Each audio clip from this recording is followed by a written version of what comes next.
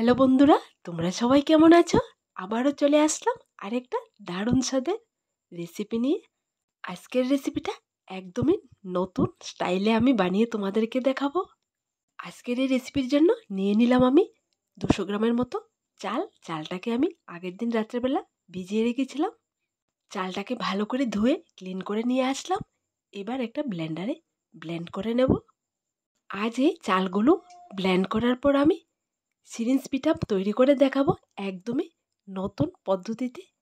আজকে আমি যে পদ্ধতিতে সিরিঞ্জ পিঠাটা তৈরি করে তোমাদেরকে দেখাবো, তোমরা দেরি না করে আমার মতো স্টাইলে সিরিঞ্জ পিঠাটা একবার ঘরেতে ট্রাই করে দেখবে। খেতে দারুণ লাগে আর দেখতেও খুবই সুন্দর। এবার চালটাকে ব্লেন্ড করে নেব।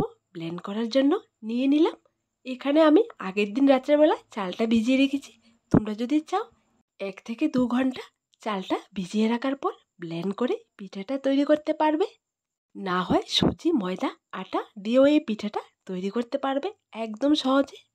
দেখো বন্ধুরা, চালগুলোকে ব্লেন্ড করার পর ছেঁকে নিলাম। ছেঁকে নেওয়ার পর চুলোতে বসিয়ে দিলাম আর দিয়ে দিলাম ব্যাটারের মধ্যে স্বাদ মতন লবণ, কারণ লবণ না দিলে পিঠের স্বাদ একদমই ভালো লাগে না। এবার চুলোর আঁচটাকে একদম লোতে রেখে অনবরত নেড়ে নেড়ে ব্যাটার থেকে সিরিঞ্জ পিঠা বানানোর জন্য ডোটা রেডি করে নেব।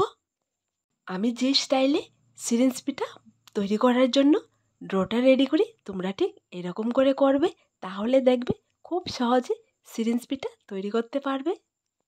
দেখো বন্ধুরা, কিছুক্ষণ নাড়ার পর ডোটা রেডি হয়ে গেল। এইরকম কাঁচা অবস্থায় আমি ডোটাকে নামিয়ে নেব।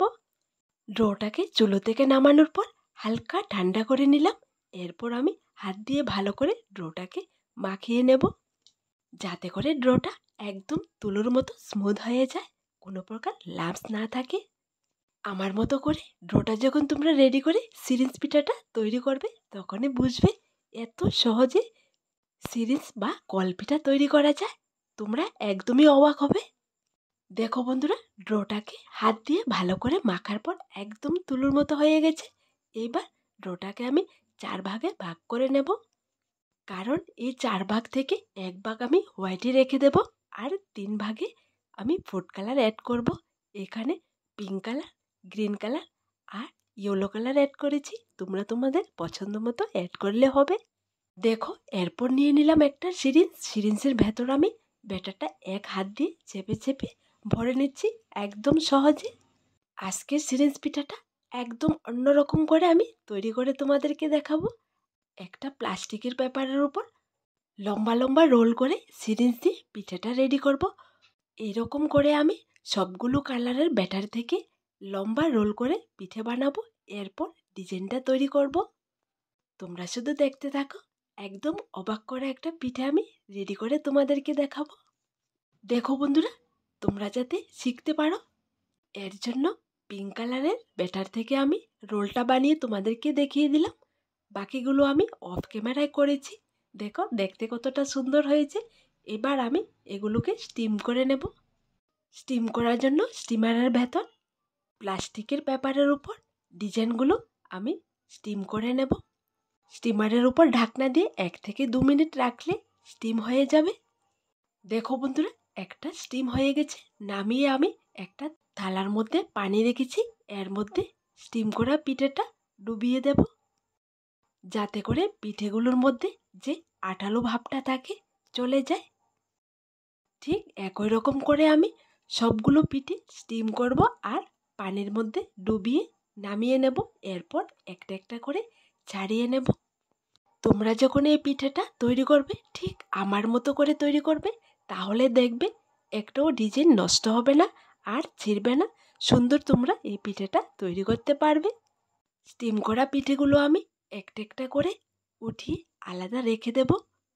সবগুলো কালারের পিঠে যখন স্টিম করা হয়ে যাবে, তখন সবগুলো কালার থেকে 4-5টা করে কালার একসঙ্গে মিলিয়ে এরপর পিঠেটা তৈরি করব।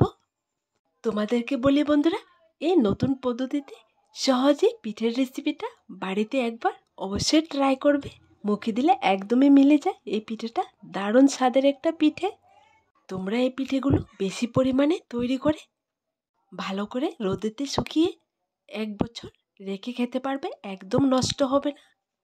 দেখো বন্ধুরা, সবগুলো কালারিং রোল পিঠে আমি কয়েকটা নিয়ে একসঙ্গে মিলিয়ে প্রথমে ভাগ ভাগ করে সেট করে রাখছি। এরপর আমি পিঠেটা তোমাদেরকে বানিয়ে দেখাচ্ছি।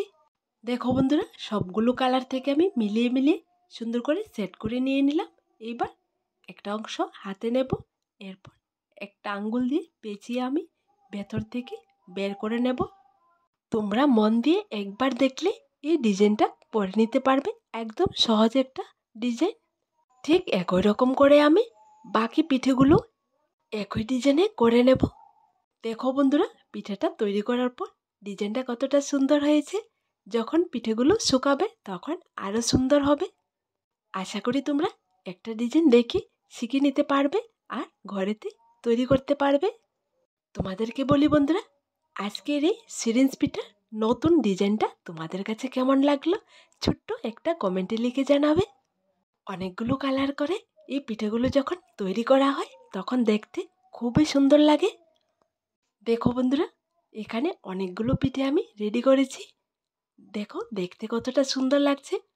বারবার তোমাদেরকে বলি, বাড়িতে একবার এই ডিজাইনটা ট্রাই করে দেখবে। এইবার পিঠাগুলোকে উল্টিয়ে পাল্টিয়ে সুন্দর করে শুকিয়ে নেব। শুকানোর পর দেখো কালারটা কতটা সুন্দর হয়েছে।